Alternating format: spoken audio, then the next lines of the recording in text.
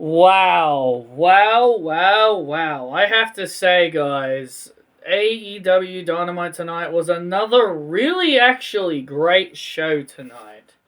And look, I know some of you may be rolling your eyes, being all like, yeah, of course. Patrick's going to say AEW is good, but of course WWE is bad. So, listen. Listen. If you guys want to hear me saying WWE is putting on some good shows, then maybe they need to start giving me quality and stuff I'm actually intrigued in. So don't blame me. So AEW tonight, man. I basically watched the stuff that they had set up. Look, I know I did not talk about Collision. And that was mainly due to because Anna Jay and Megan Bain was really the only thing I was really interested in. Everything else on the show did not seem to be all that interesting. So, again, I'm only reviewing shows if I'm interested.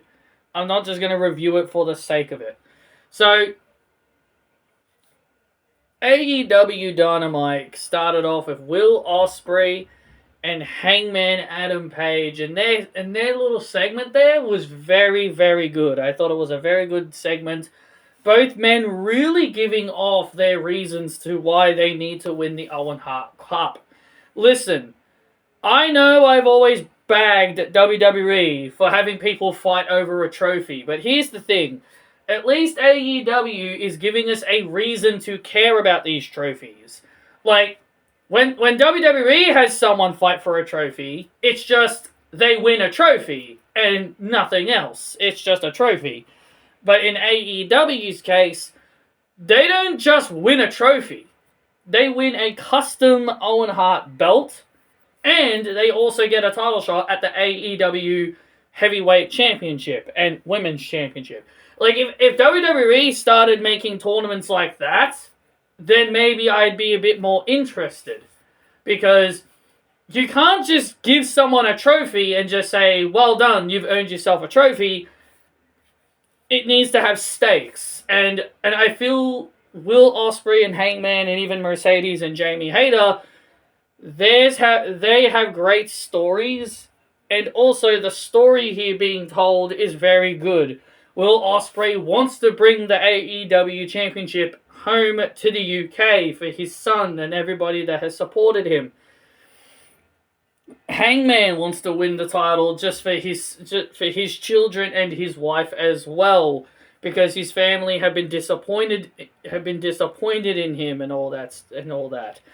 They really drive home how badly both guys really want to win. And honestly, I truly believe, and this is just my opinion, I don't think Darby Allin climbing a mountain should really be the reason why Darby should become the AEW Heavyweight Champion. I truly believe it should be Hangman or Ospreay. Whoever wins this Owen Hart trophy and the right to fight Jon Moxley, I truly believe one of them should be the guys to take down Moxley. I'm not trying to say Darby Allin isn't worthy of being a world champion. I'm just saying I think having him climb a mountain, Mount Everest, or whatever the bloody hell it was, and making that as a reason to have him become a champion, I kind of think that's a bit of a stupid and lame reason to possibly have him win the title. So I really believe it should be Ospreay or Hangman Adam Page that should truly be the ones to beat Jon Moxley. I would have even been okay with Samoa Joe beating Moxley as well, but they recently had their match and I reviewed that last week.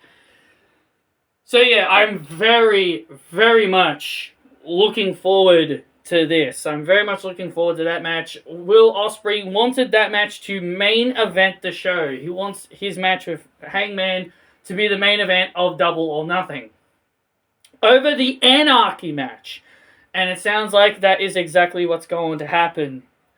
And honestly, whoever really wins this match really should be the guy to take down Moxley, in my honest opinion. I'm not saying I hate the Death Riders or I hate Moxley as champion. I think Moxley is a great champion. I don't really see what the issue is with the Death Riders. People, I guess, just don't like it for the sake of it, I guess. But I don't really see what's the issue with it. But, everybody's got to have their dislikes, I suppose. And that's perfectly fine. Everybody has their different tastes. But sometimes it feels a bit forced. Sometimes. So, yeah, I don't really see the issue with the Death Riders or Jon Moxley. It's almost like Jon Moxley is leading his own faction like how Roman Reigns used to lead his own faction. But hey, but I shouldn't be comparing Jon Moxley to Roman Reigns apparently, because oh boy, people aren't allowed to compare. But yet I've seen so many people compare the wrestlers all the damn time. So it's kind of weird, but whatever. But regardless, the Hangman Ospreay segment, very well done. It was a great little segment there. I didn't know Hangman was a babyface. I thought he was a heel. Like, the last time I remember seeing him, he was a heel. I guess he turned face at some point that I just didn't know about. But, yeah, both of them have respect for each other. And, I truly believe whichever one of them win the Owen Hart Cup should really be the ones to take down Jon Moxley instead of Darby Allin. Because I think having Darby Allin win the title just because he climbed a mountain is a bit silly. Jon Moxley and the Young Bucks took on Powerhouse Hobbs, Swerve, and Samoa Joe in a 6-man tag. This was basically just a little bit of a teaser of the Anarchy match, and the babyfaces ultimately won. The babyface team ultimately won. Strickland rolled up one of the Jacksons to win the match. So I'm usually not a big fan of multi-man tag team matches. Like, it's usually not my thing, because sometimes they seem to be a bit messy. But I guess this one was alright. And not too bad. But overall, the babyfaces got the win, and Samoa Joe threatened to go after them at the end, later on in the show. MJF's segment now, as he gets ready to join the Hurt Syndicate. So I initially came up with the idea. This was just me fantasy booking, that I thought maybe the Hurt Syndicate would troll MJF another week, say that he's not a member, and maybe something like some kind of shenanigans was going to happen, like maybe Cedric Alexander debuts and he's the new member of the Hurt Syndicate instead of MJF. But no, there was no Cedric and all that. And look, I'm not going to be one of those fans that's going to be ranting and getting all pissy because Tony Khan didn't do something I wanted. Because that's what the fans are like nowadays. Whenever the fans fantasy book an idea that they think that a company should do, and then they don't do it, they waste their time on social media or on their YouTube videos ranting and raving about how bad the company is for not doing what they wanted. MJF is now officially a part of the Hurt Syndicate, and the Hurt Syndicate will be taking on Sammy Guevara and Dustin Rhodes at Double or Nothing. Oh, hey, look, it's the guy that said horrible, horrible things to Mercedes, but people, said that he wasn't allowed to be on Dynamite because of Mercedes, right? What a bunch of idiots, I swear. It's so funny to see that he's now on Dynamite when a lot of people said that Mercedes is technically working for the guy, working in the same company as the guy that said horrible things about her. But yet, Mercedes has made it very clear that they have made up and they apologized. So, yeah, I don't really see the issue. So MJF is now a member. I will say this, the banter that MJF and MVP gave the crowd was really absolutely hilarious. It was funny as all hell. I wish the WWE wrestlers did that more. When the fans are booing them, I wish they just turn to them and say horrible things to them, because it just comes off way more funnier that you're talking shit to the crowd. But instead, I'm so tired of the whole, we're gonna just say your NFL or NRL team sucks and instant booze. We're gonna talk shit about your football team or whatever. MJF and MVP were like, go ahead and boo your boss when you go to the job you hate so much and all that stuff. Like they weren't. It was just very entertaining stuff. So overall, very good stuff there. MJF is now a part of the Hurt Syndicate.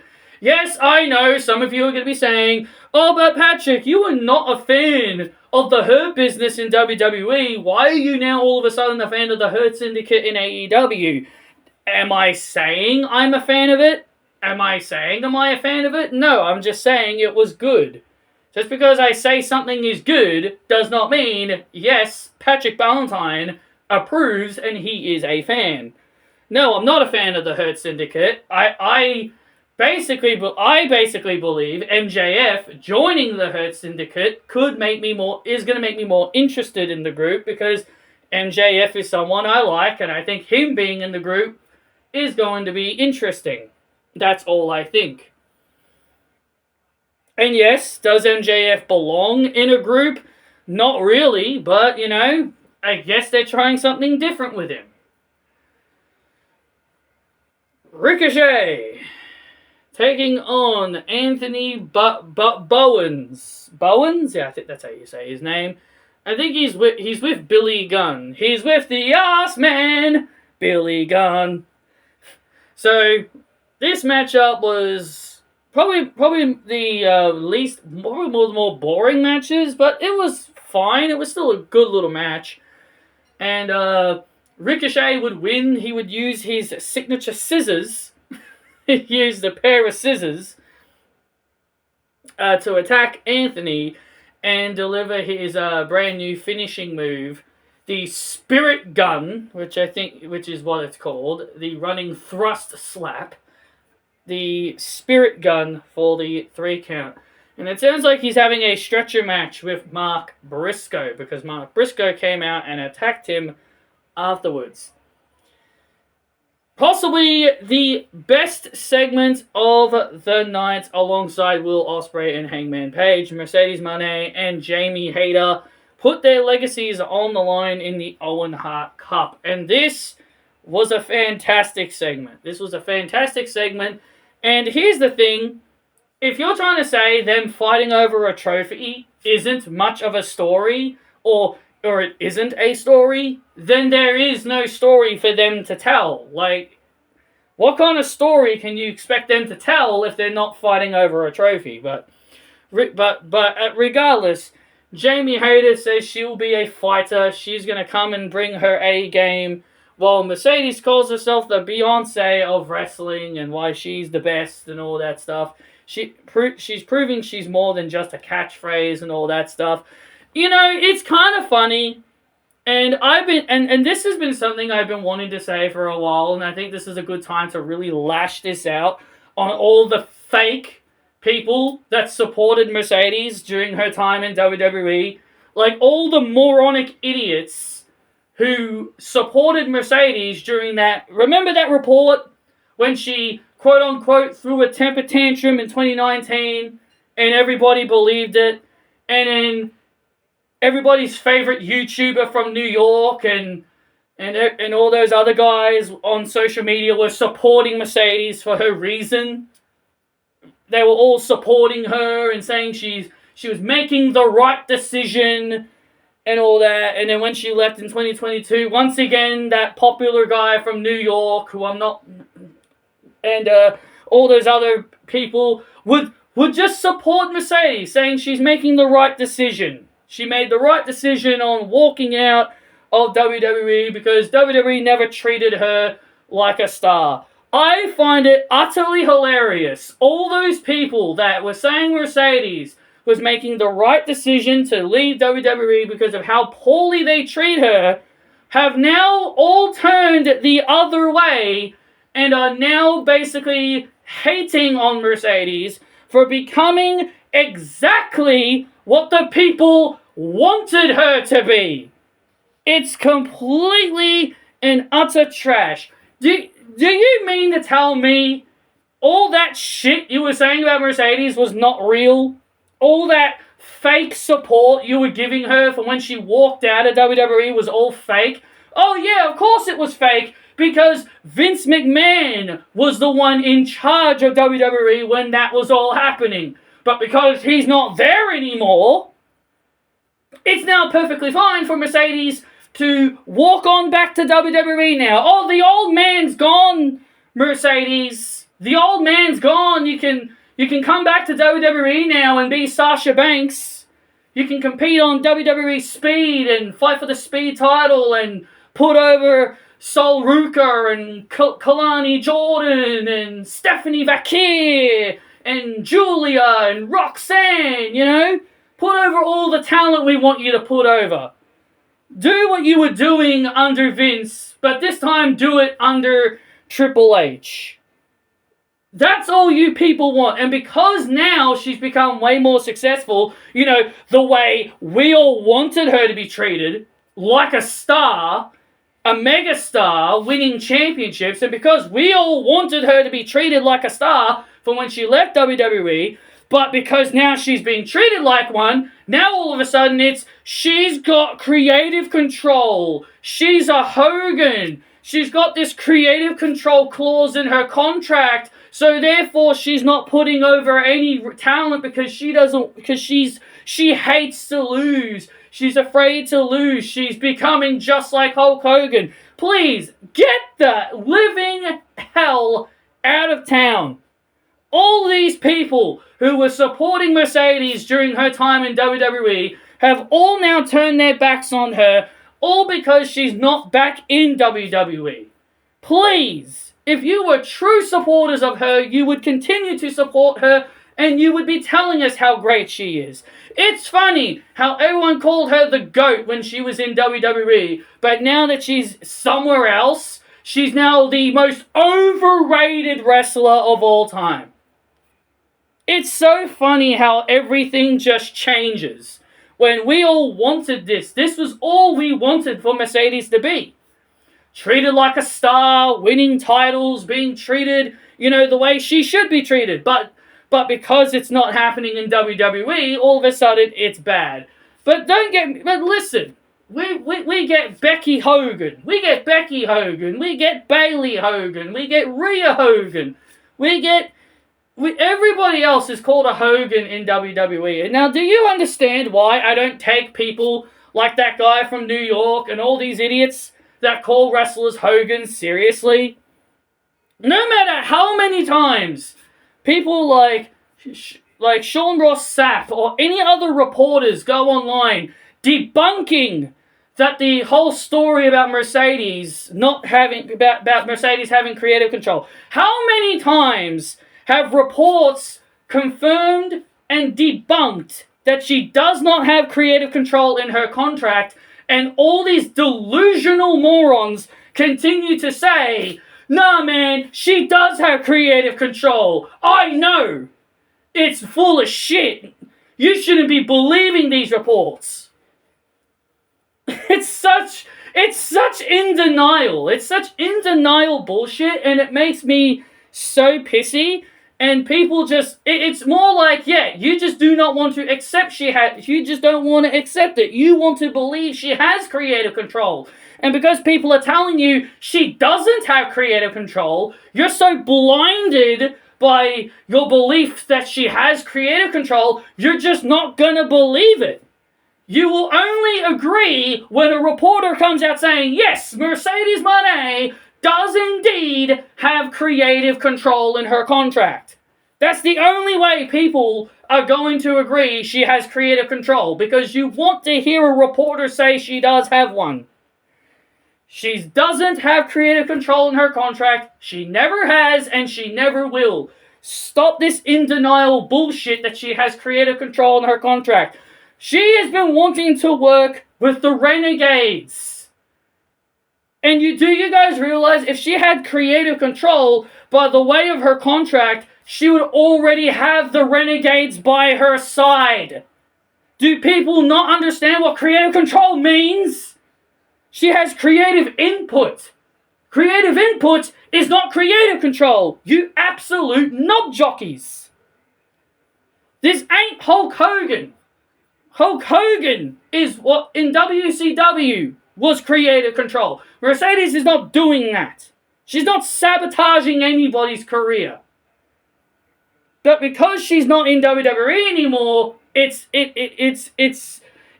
overrated. She's a Hogan. She has creative control. That's all you people care about. All you people care about is her being back in WWE, and that's all you people want. Instead of just being happy for her and just enjoying the ride that she's putting you on, you just now want to become her biggest haters. I'm telling you, the moment she walks back to WWE, and I know that it will happen one day. It will happen, she will come back to WWE. And I just know, mark it down, mark my words in this very video. The moment we hear Sky's the Limit play in the arena, and she comes back to WWE, all the people that bantered her and said bullshit about her, all the people, even that guy from New York, I am willing to put my money on it, that the moment she walks on back to WWE, all the people that talked bad about Mercedes Moné will all become fans of her again, and they will call her, and they will love her again. Mark my words. Mark my words. Mark my words, man. Mark my freaking words. And I don't tell lies. So Mercedes and Jamie Hayter, again, had a fantastic segment here. It was brilliant. Jamie Hayter stood tall. She ended up delivering the Haterade to Mercedes to stand tall. So I'm pretty sure all the Mercedes haters will be punching the air like Billy Kay would, knowing that Mercedes Hogan is about to use her creative control to get the victory over Jamie Hayter. The Anarchy Brawl ended up happening. Swerve and all them had a big massive brawl because remember Samoa Joe threatened to go after them. Samoa Joe threatened to go after them. And they did. They did go after them. And the heels managed to stand tall here. So the heels standing tall here must mean that the babyfaces are probably going to win Anarchy. So, yeah, nice little brawl there, I suppose. But hey, I'm very curious to see how this Anarchy match goes. So the main event, which I will say was surprising to me that this was the main event, Mina Shirakawa taking on Julia Hart. I will say I'm kind of surprised they had this as the main event. And, yeah, so Mina Shirakawa would win over Julia Hart, which makes sense because she's just debuted. And then Sky Blue would attack. Julia Hart would continue her attack on Mina. But then Sky Blue would come back and attack Mina Shirakawa. So Sky Blue and Julia Hart seem to be back together. So Sky Blue is now a heel again. She's now a heel again, even though for some reason the Bloodhounds, or whatever they're called now, because they were the House of Black, but they've got a new name now because the guy that ran the House of Black is gone. I think they're called the Bloodhounds now. So it sounds like Julia Hart and Sky Blue are back together. And Toni Storm did give a helping hand to Mina Shirakawa. So, yeah, that's how the show ended. The show ended with Mina and Julia having a really good match. And I have to say, it was a pretty fun little match there. And I'm actually looking forward to Mina Shirakawa and Toni Storm. I do see Toni Storm retaining here. I think the end goal should be Toni Storm and Mercedes Moné at All In. I think that should be the goal here because that is the big match I really want to see. Like, Mercedes and Toni have always been those two people I have been really wanting to see wrestle. So, thank you all so much for watching this AEW review, guys. And I know I'm probably going to be getting a lot of angry comments for the stuff for my little big rant with Mercedes, but I don't really care, really. Thank you all for watching. Be sure to hit that like button and subscribe, and I will see you all next time.